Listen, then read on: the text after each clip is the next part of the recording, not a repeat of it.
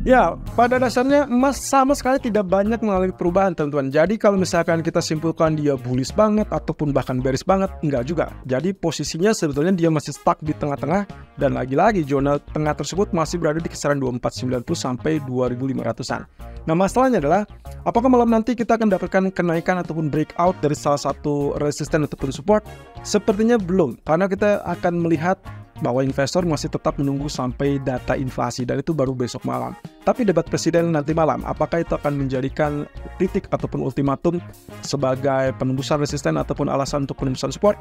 Ya, kita lihat saja dari nasib US dollar berikut ini. Oke, yang terlihat di sini adalah US dollar memang ditutup masih tetap relatif kuat dan reboundnya masih cukup tinggi ya, dan posisinya tetap lagi-lagi kita akan menantikan dan sangat ditentukan oleh candle bullish yang atau bearish yang ini ya. Ini berarti kita masih berada di zona resisten kedua atau mendekati zona resisten kedua. Ingat bahwasannya 50%-nya sudah dilalui, berarti kita tinggal mengharapkan terkait dengan pertahanan terakhir, dan itu berarti zona high-nya.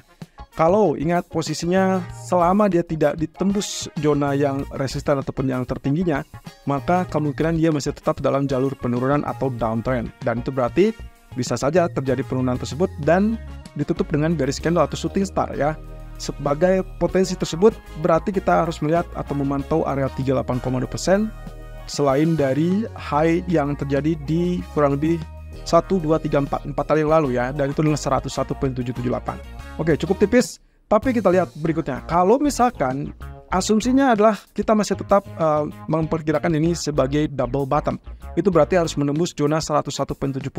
Ingat, konfirmasi kalau dari satu pola tersebut belum akan terjadi konfirmasi kalau dia belum berhasil menembus neckline. Jadi kita masih bilangnya adalah peluang.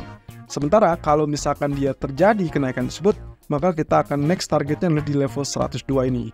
Nah, masalahnya apakah mampu atau tidak? Ya, kita tunggu saja karena masih ada 1 hari ke depan menjelang rilis data inflasi yang baru akan rilis di hari Rabu. Di lain sisi, kalau kita perhatikan US Treasury Yield, ternyata kebalikannya, teman-teman. Setelah kemarin mencoba untuk melalui kenaikan, dia fail, ya, dia fail, lalu kemudian dia tertekan lagi dan akhirnya ditutup dengan bearish candle. Itu sebabnya kalau misalkan kita lihat dari gejalanya, kayaknya bukan akan mengalami kenaikan, malah dia kecenderungan mengalami penurunan, dan itu berarti level 0% di 3,66% itu akan berpotensi ditembus atau diuji. Ya, setidaknya kita akan lihat nanti malam apa yang akan terjadi. Perkiraan saya, kalau misalkan market sudah mulai mengantisipasi terkait dengan data inflasi besok malam, sepertinya keduanya, baik itu US dollar ataupun US Treasury Yield, siap-siap untuk mengalami tekanan turun, dan itu berarti kesempatan naik untuk emasnya. Sampai nanti besok, kalau misalkan ternyata inflasi malah melonjak naik, barulah mereka akan survive ataupun rebound kembali. Tapi kalau misalkan data inflasi betul-betul lemah, maka ini adalah indikasi untuk penurunan lebih lanjut dari US Treasury Yield dan juga pelemahan US dollar. Nah, mana yang bergerak lebih dulu? So far kita simpulkan bahwa US Treasury Yield bergerak lebih dulu, dia mengalami penurunan. Berarti kalau memang ternyata US dollarnya belum mengalami penurunan, siap-siap mungkin saja terjadi rejection, dan ini mengingatkan saya kepada pola candle yang sebelumnya pernah terjadi. Jadi kalau lihat dari bagian ini, teman-teman, kita pernah lihat harusnya mengalami kenaikan, ternyata fail gitu ya, dan ini tertahan di dekat resisten yang kedua ya, dekat resisten high-nya, kemudian dia tertahan di situ, kemudian dia secara bertahap dia mulai penurunan dan akhirnya jebol level support. Jadi kalau misalkan ini terjadi kembali, maka kita asumsikan level ini tidak boleh tembus, dan itu berarti resisten yang kedua. Nah, kalau memang betul, berarti kita harus lihat lagi 50%-nya, kemudian terakhir adalah level bottom-nya. So, kalau betul-betul ini mengikuti apa yang terjadi di sisi ini, maka peluang tersebut akan mengulang dan akhirnya jebol pertahanan di bawah level 100.60-an. Nah, oleh karena itu, kalau lihat dari kondisinya, pound sterling kelihatannya rebound terbantu dengan data ekonomi, teman-teman. Tadi data pekerjaannya relatif lebih bagus, lebih kuat daripada ekspektasi, jadi saya rasa wajar. Ditambah lagi kalau kita perhatikan dari RSI yang sudah oversold, lalu kemudian kalau lihat dari sisi harga juga sudah relatif dekat dengan support, ini sebabnya dia mengalami rebound. Sampai berapa? Perkiraan kami berarti kalau misalkan lihat dari gejalanya, berarti kita berpedoman kepada level candlestick yang ini dan juga candlestick yang ini. Ya, ada dua candlestick yang merupakan candlestick yang cukup ekstrim menurut saya, jadi kita mengandalkan keduanya. Nah, posisinya pertama, kalau misalnya kita asumsikan dari candlestick yang pertama ya, berarti kita asumsikan neckline ataupun resisten pertama itu akan ada di zona ini, teman-teman. Cukup dekat, 1.3100. Kemudian yang kedua adalah high-nya di bagian sini, berarti 1.3135 ataupun 1.3140-an. Kemudian kalau kita lihat candlestick yang kedua, berarti area ini adalah 50% liburinya di area ini, ya kurang lebih 1.31 mungkin 50-an ya, cukup dekat. Jadi semakin dekat ya, ini semakin rapat area resisten-resistennya. Dan terakhir adalah resisten ini 1.3200. Jadi kita tinggal tunggu saja teman-teman, apakah nantinya ini kenaikan yang terbantu oleh data ekonomi tersebut memang berpotensi berlanjut atau hanya bersifat sementara. Kalau memang kita berpikir bahwa dia masih akan turun karena berarti data ekonomi tersebut hanya bersifat sementara, dan lalu kemudian asumsi kita adalah US dollar masih relatif lebih kuat untuk saat ini, maka kita asumsikan kenaikan tersebut bisa saja tertahan di bagian ini ya, atau dia tertahan di bagian ini ya. Jadi kalau misalnya kita perhatikan sebenarnya ada 2 atau 3 resisten, berarti ada kecenderungan dia siap-siap untuk ditekan turun kembali. Dan berarti kalaupun kita mau lakukan skema sell, saya rasa Anda bisa pertimbangkan lakukan sell di area 1.3130 ataupun 1.3150. Stop loss-nya paling bagus adalah di atas 1.3200. Ini untuk mengantisipasi kalau ternyata perkiraan kita meleset, yaitu misalkan dia ternyata tembus 3 level resisten sehingga akhirnya lanjut dengan bullish, dan itu berarti mengejar 1.3260-an. Lain cerita, kalau memang ternyata tanpa harus melewati level resisten 1 ataupun 2 ataupun bahkan 3, maka kemungkinan kita bisa mendapatkan penurunan tersebut dengan catatan dia akan lanjutkan penurunan kalau bergerak lebih rendah di bawah 1.3050 ataupun di bawah 1.3040. So, apakah Anda masih tetap berkeyakinan dia turun? Semuanya balik lagi tergantung dari data ekonomi ataupun status US dollar nanti malam. Nah, kaitannya dengan penurunan, kalau perhatikan dari candle daily yang memang ditutup bearish, harusnya dia masih tetap turun teman-teman. Jadi balik lagi nih, di sini adalah long bar candle ataupun long black candle, berarti kita bisa manfaatkan atau ya kita andalkan area yang terjadi di sini.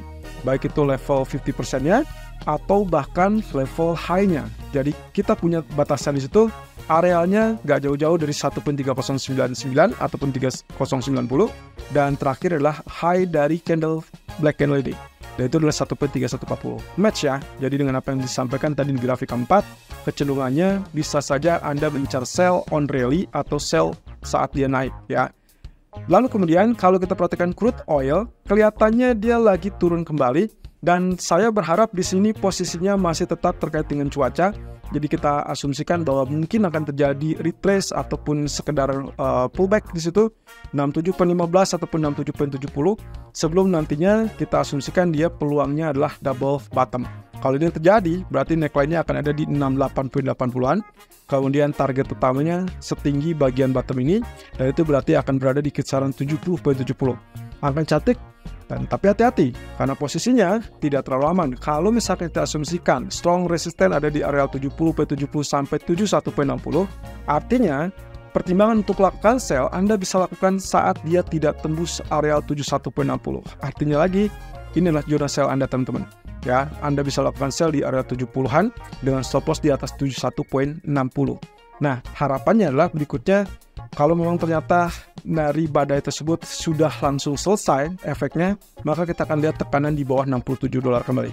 Nah, jadi intinya adalah tekanan pertama yang saat ini sedang terjadi, kita asumsikan di sini akan terjadi double bottom.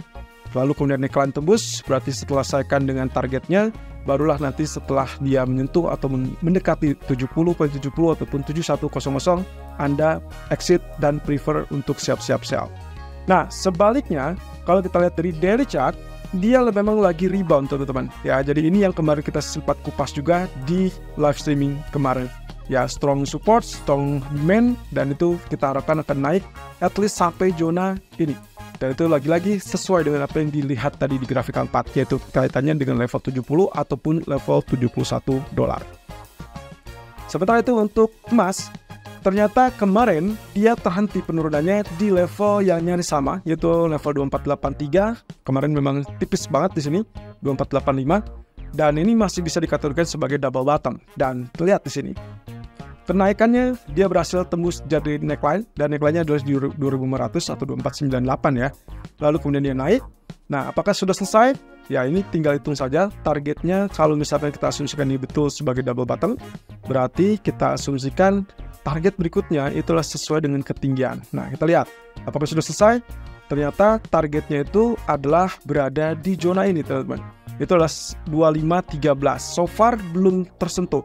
Karena kenaikan kemarin itu tertahan atau terhenti di zona 2507, zona yang sideways. Nah, saat ini harga sedang kembali menguji atau sedang mulai penurunan. Harapan saya adalah penurunan tersebut tidak terlalu dalam, sehingga kalau misalkan kita lihat dari pola pergerakannya, ini adalah pullback setelah dia tembus dari neckline double bottom. Artinya, lagi-lagi kalau melihat dari pola pergerakannya, harusnya dia akan bergerak seperti demikian.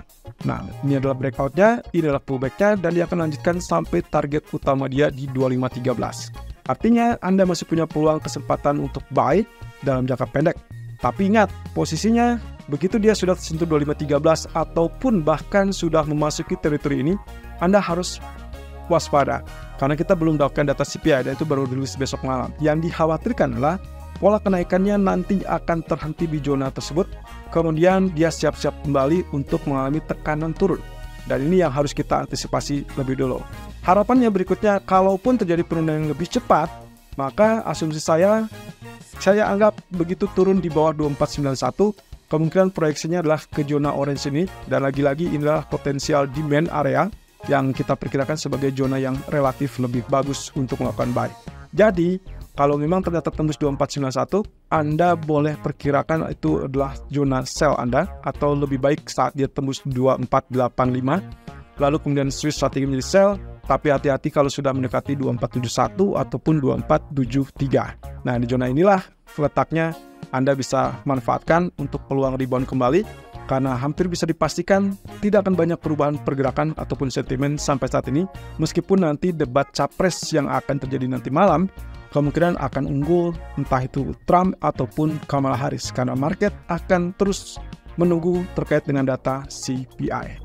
So, kalau kita lihat dari grafik daily-nya, kelihatan ini juga menunjang untuk bullish untuk saat ini ya, karena posisinya ditutup dengan bullish dan itu adalah hammer. Setelah bearish, lalu kemudian dia hammer, dan lagi-lagi menunjukkan bukti bahwa level 0% di 2483 ini masih cukup kuat. Secara keseluruhan, kesimpulannya adalah saya tidak melihat ada alasan dia berubah tren, karena sampai saat ini dia bergerak dalam zona rectangle atau alias sideways.